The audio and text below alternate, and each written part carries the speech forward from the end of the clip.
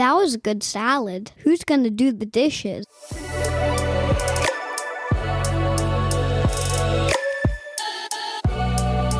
Hi, I'm Ho Shun Ho. I'm living in Vancouver, BC, Canada, unceded territory of Musqueam, Squamish, and Tsleil-Waututh nations. I'm an immigrant to Canada from China. Hey everyone, I'm Andrea, coming to you from Victoria, but more importantly known as unceded Akwesasne territory of the Lekwungen-speaking peoples, the Songhees and Esquimalt First Nations, and I am an immigrant from the United States of America. Welcome to Dishes Out. We're here to respond to ridiculous comments, the naysayers, and the negative stereotypes. Yes, we're not going to let harmful and hateful comments have the last word. We're dishing it out, spilling the tea, and breaking down the words that divide, harm, and hurt. So join us every Friday for a new episode. Dishes out. Welcome back, everyone. Welcome back. Dishes out. We're dishing it out. We're dishing it out on... the statement that we're going to unpack. It is absolutely absurd and ridiculous. And so, just so you know, this is something that happened in southwestern Ontario, in London, Ontario. The news came out September 24th. And there is this gentleman who has a very large road sign. And it says, quote, "White lives matter." End quote. No, he also said. You want to get continue? Yeah, he also quotes one of the things that he said on TV when he got interviewed. He said, "White lives do matter. The white man built this country, and now we are seeing it all taken away from us because Trudeau is letting everyone else come into our country to take it over and paying them to take things over." End of quote. Paying them to take things over? I know. I love this. Who shouldn't? No, because it's comical that these people do think they built this country. We're going to unpack why lives matter later as well. But people, the white men believe they took this country. It's really funny. They really come to this land and put a little flag on it and say, "Oh, this is mine. I built this." White man country. Look, it's got a white face on it. They go to country and then take all the people on a boat, ship them here, pay them $1 or 3 times less of what they would pay a white man, and then to build railways, build all infrastructures, and then saying, "We build this," while they never maybe even touch a brick. Exactly. Lifted a hammer, put in a nail. Yes. Exactly. Yeah. And literally stand on the bones and flesh and blood of all the people that actually did it. Yes. No. Exactly. To enslave people is not building anything. It's literally sitting on your derriere and being in I have so many words. Yes. A-double-S. Y'all know what I'm saying. You know the rest. Yes. You all know the rest. Yeah, exactly. That I think this kind of also, I want to say all this white heroism. They feel like they're always that. Also, I think part of the media too, like media in movies and things, are always the white people, always the one who saved the day. Oh, absolutely. They're always the hero. Always. I know. It is. There's always this built-in narrative that, oh my God, this country was a wasteland before the British came or before the French came. They need to be civilized, so we saved them. This kind of narrative. Yeah, exactly. We all heard it when we were growing up. It's so old. Tale as old as time. Yeah. Exactly. So they think, again, they built this country while they literally did nothing but annihilate in many ways. Yeah. Culture and country. Exactly. And this exists here. That already existed, land that was just fine without them, people who were very civilized, who were actually doing very well without the white man. And I think this is a demonstration not only of the lack of education that this person really has, like honest education, because let's face it, like within the West, and I can speak to the United States, I can also speak to Canada, because I've had friends who are just like, my kids aren't being taught the truth about the history of Canada, what's done to people of color, lack of education, and this systemic idea that to like any type of equality is just a threat. Any type of access to governance, access to benefits, access to jobs, whatever, all of a sudden, oh no, that's a threat to me because for some reason only white people should have that. And that's not at all what's happening at all. Yes. And also yeah, go ahead. And also the fact that part of the quote, I say, it's all taken away from me. They, again, the entitlement, they feel like, they're coming to take it away from me. That means I am entitled to all of this, whatever they are referring to. Maybe it's land, maybe it's job, maybe it's money, maybe it's income. They felt like they're entitled to all of this. So when equality came, when everyone actually is equal to take whatever resources or whatever opportunities out there, they feel like it becomes more difficult for them to get it because now it's equal. They don't get the head start. And then they feel like, oh my God, they take it away from me. I said, baby, that was not yours to start with. It's for everyone's. Exactly. You know what I'd like to ask? Yeah, go ahead. Go ahead. And also, it's just not because you're white, somehow that you're entitled to it more than the automatically other. White equals everything? No. Exactly. Oh, I'm white, so hence I should have the first claim in everything that I want. It doesn't work that way, baby. Oh, it doesn't. You used to, but we are trying to make it not. Yeah, exactly. I'd love to ask this person if he's able to go to a movie theater and sit wherever he wants. I'd like to ask this gentleman, your grandkids, maybe your kids, did they ever get taken away from you? I'd like to ask this gentleman if he ever got pulled over and then jailed for doing nothing. I'd like to ask this gentleman and ask him to see, hey, were you able to buy whatever house or property you wanted? Probably.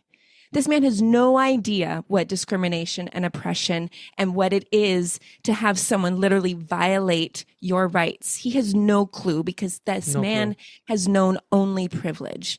And all of a sudden, when someone else maybe comes, everybody else coming into the country, quote unquote, when all of a sudden he sees other people getting things that he gets, that's a threat. And that's absolutely absurd. So absurd. Yeah. So absurd. And also the first part of course, why we're having these dishes out is because he said white lives matter. That, of course, people who have enough idea of what this kind of diaspora of Black Lives Matter, some people even say Blue Lives Matter. Yeah.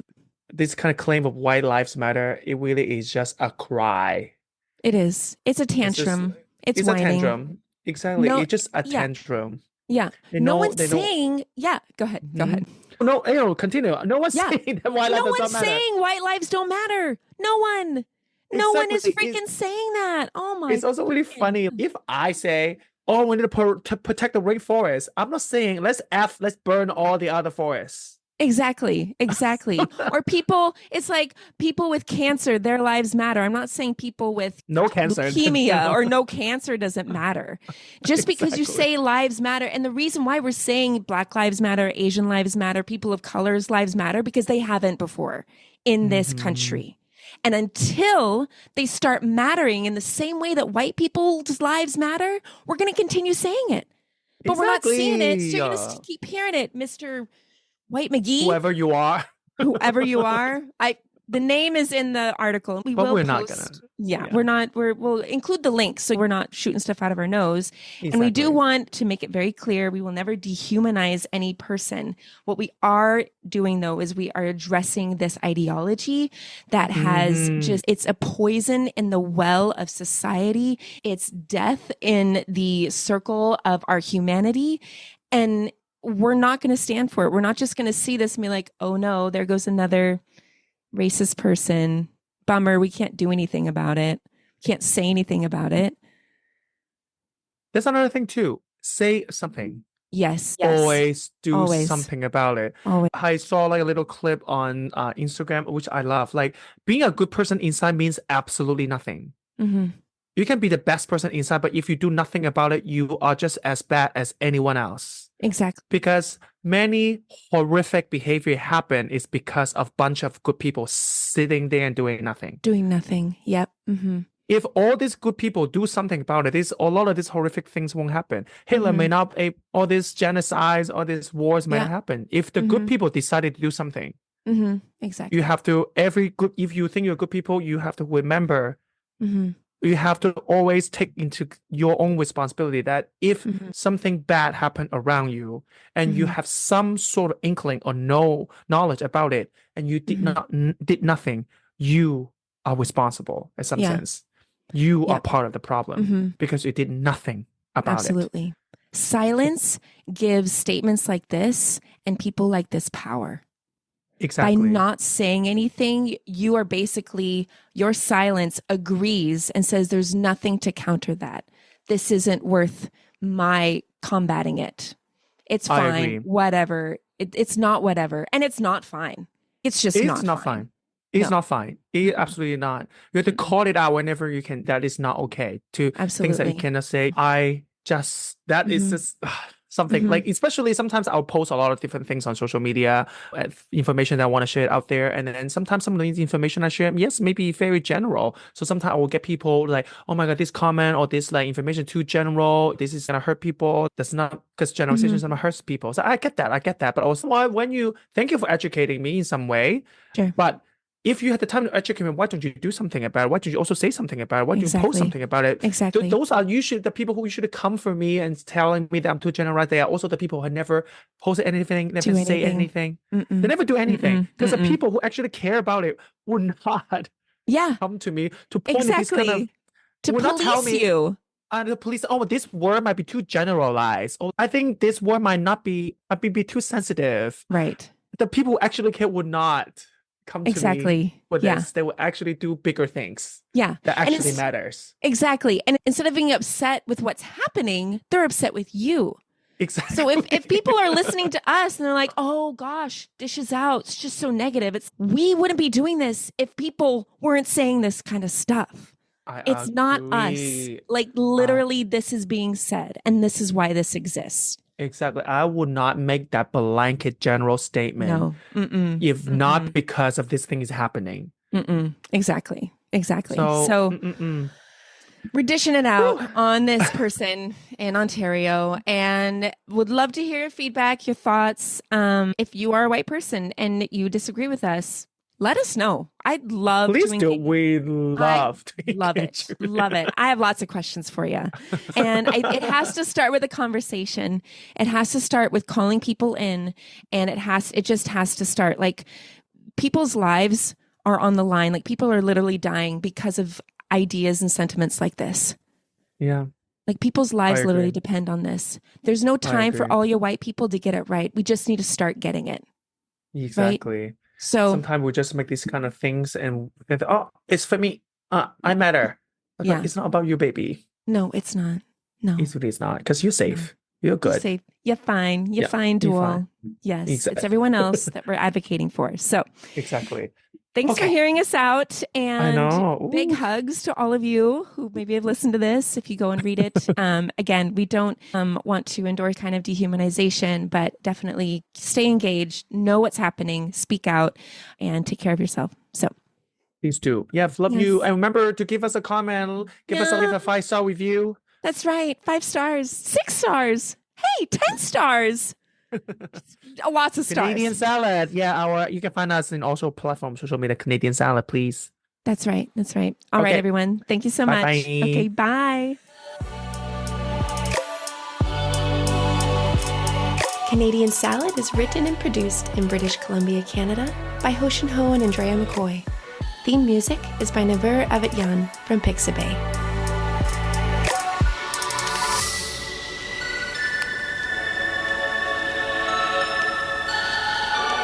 I like oranges with my